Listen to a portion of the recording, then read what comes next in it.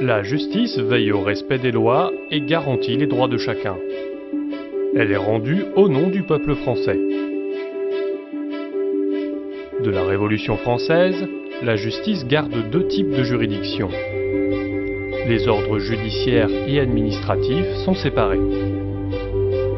L'ordre judiciaire règle les litiges entre les personnes privées, comme un particulier ou une société, ainsi que les infractions à la loi pénale.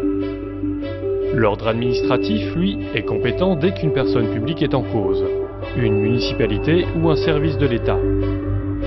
Il intervient dans les litiges entre les personnes privées et publiques ou entre personnes publiques. Pour veiller à cette séparation, le tribunal des conflits a été institué.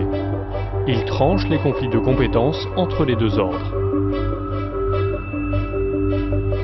Quand une affaire est jugée pour la première fois, c'est la première instance. Les juges examinent les faits et appliquent la loi. Les plus connus sont la cour d'assises ou encore le conseil de prud'homme. Mais il existe d'autres types de tribunaux. Pour trancher les litiges, les juridictions civiles sont compétentes. En revanche, ce sont les juridictions pénales qui sanctionnent les atteintes aux personnes, aux biens et à la société. Pour les juridictions civiles, le tribunal ou le juge compétent change selon la nature de l'affaire et le montant en jeu. Certaines matières spécifiques sont examinées par des juridictions spécialisées. Devant les juridictions pénales, c'est le type d'infraction qui définit la juridiction compétente. De la moins grave à la plus grave, la contravention, le délit, puis le crime. Pour les personnes poursuivies qui ont moins de 18 ans au moment des faits, un régime spécifique s'applique, la justice des mineurs.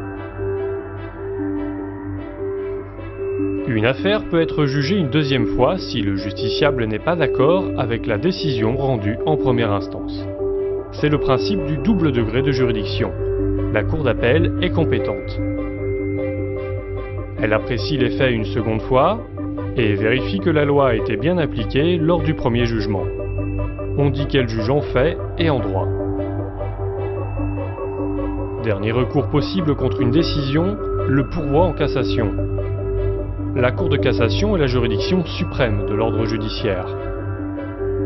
Cette juridiction ne rejuge pas l'affaire une troisième fois. Elle vérifie uniquement que la loi a été correctement appliquée sans apprécier les faits. Elle est juge du droit. Elle fait en sorte que la loi soit appliquée de la même manière par tous les tribunaux. Elle assure donc l'unité de la jurisprudence judiciaire.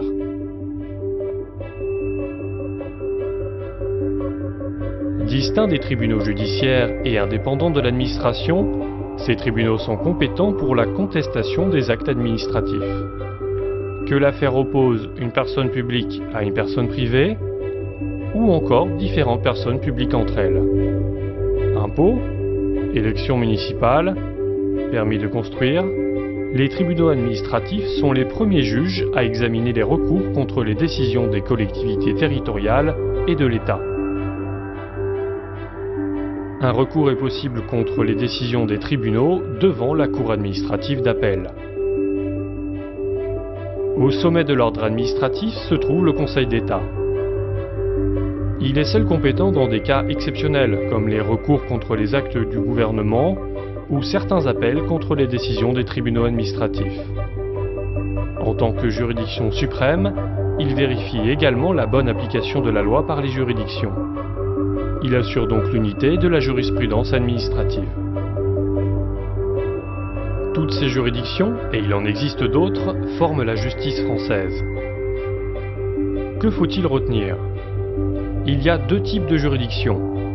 Les tribunaux judiciaires jugent les litiges entre citoyens et les infractions. Les tribunaux administratifs, eux, examinent les affaires où une personne publique est en cause. Ensuite, à chaque affaire son tribunal.